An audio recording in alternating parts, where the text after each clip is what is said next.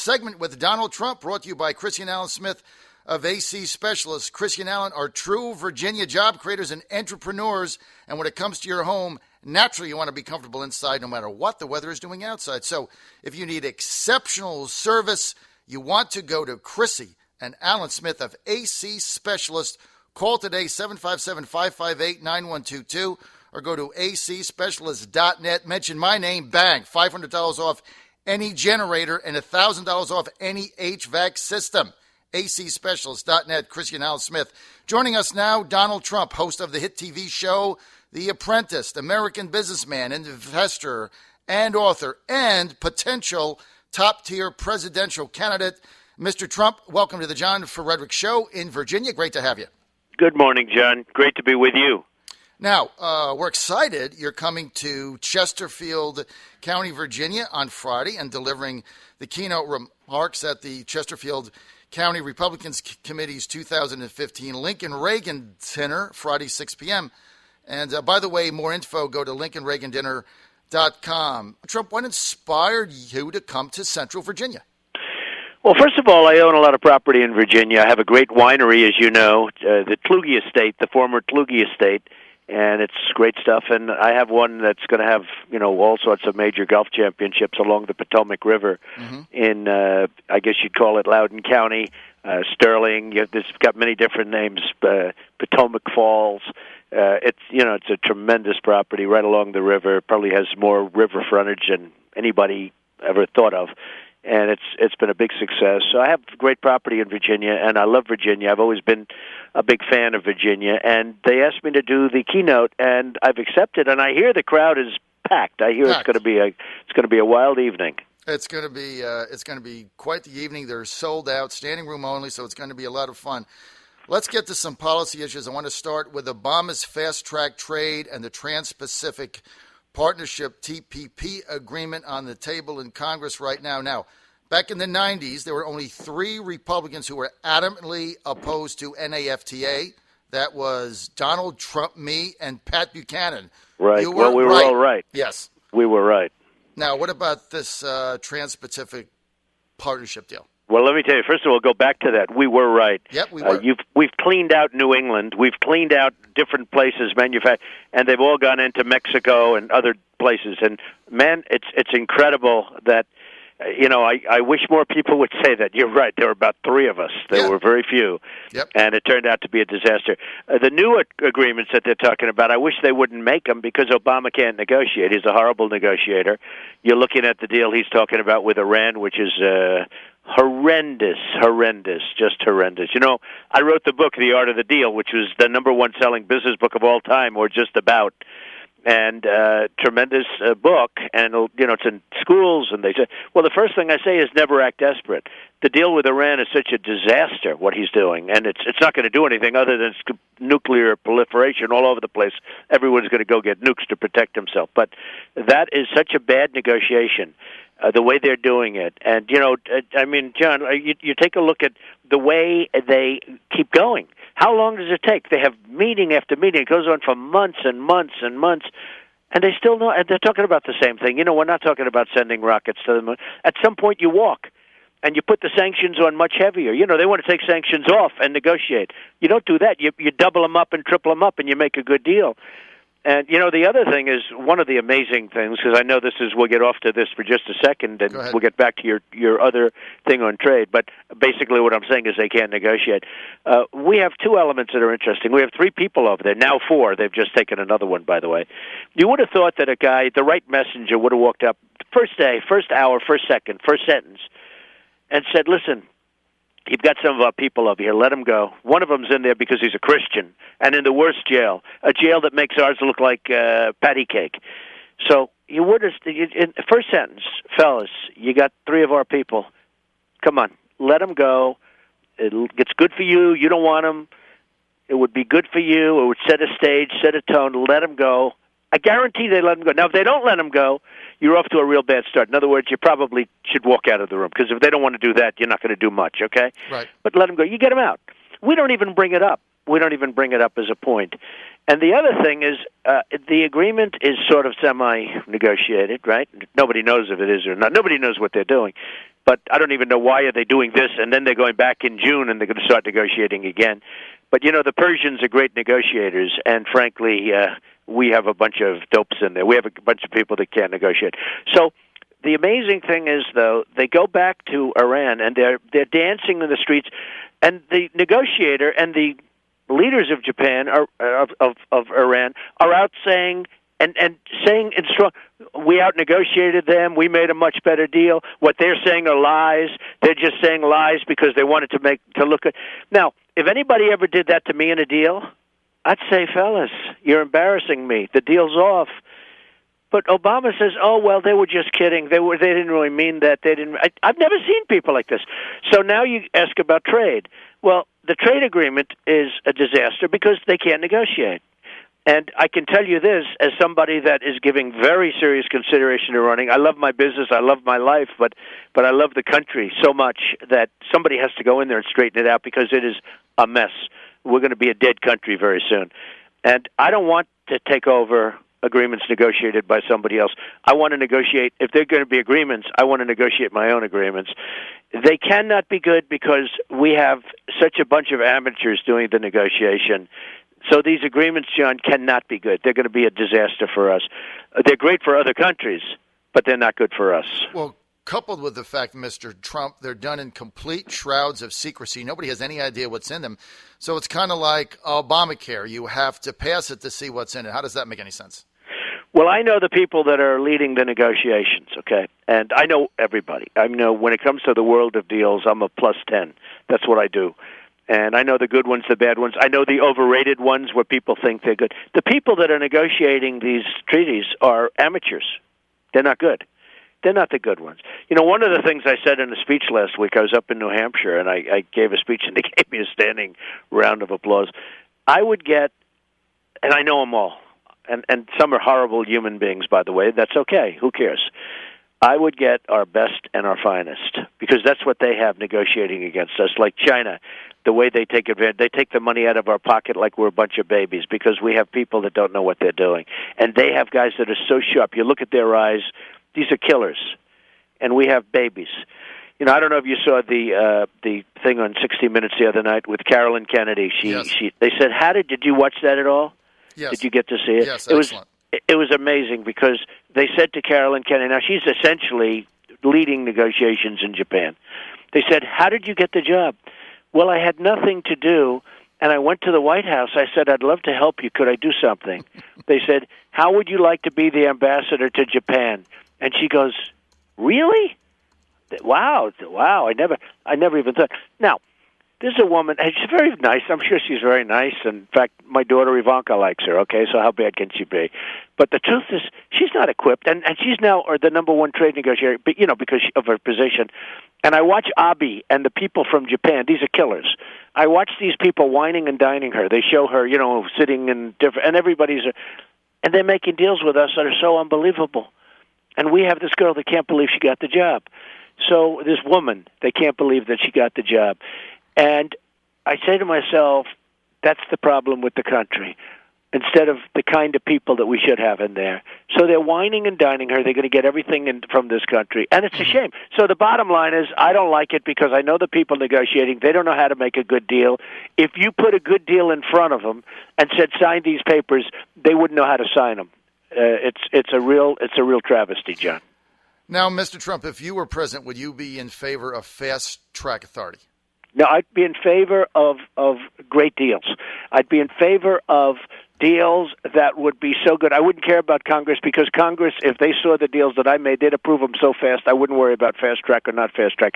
They would be approved so fast. You would have to, and the other thing is, I don't like negotiating with areas. Mm-hmm. I like negotiating with individual countries because every country is different. We negotiate with big regions, okay? Right. And what happens then is all the countries gang up against you, and we end up taking the lowest common denominator, or we end up taking the worst aspect of each deal. I like negotiate, and different countries. I mean, some countries we want them for trade, other countries we don't. So the countries that don't or that don't help us, they end up getting the benefit of others. So I don't like negotiating regional deals, where you have 5 or 6 or 8 countries. I like negotiating with each individual country because each country is different. For instance, Japan, They send cars in by the millions. We have them to a point we could destroy Japan if we decided, hey, look, you're not treating us right. We're going to start taxing your product coming into the country. Right. By the way, you do a combination of hurt them and make us rich. Okay, make us rich. I watch the Republicans, every one of them, because these guys have no clue. I know most of them. They have no clue. I watch the Republicans, and it's amazing. They want to cut Social Security. Every one of them wants to cut Social Security. Well, I'm the only one that said, I'm not going to touch Social Security. We're going to leave it alone. People have been paying in for years. Why should we change Social Security? We're not going to change it. Right. We're going to take money back and jobs back from China and Japan and Mexico and all of these places. And by the way, Mexico is the new China. What they're doing to us economically, forget about the border. They're killing us on the border. They're just pouring people through this country that they don't want. I don't know, John. You know they're not sending their best and their finest. You do know that, right? No, it's the worst. The best and the finest is that, they're not stupid. Believe me. They're keeping their good. But the ones we're getting are the drug lords. We're getting the gang members. We're getting some people that are fine. But we're not getting the best and the finest from South America, believe me. So I look at what's happening at the borders.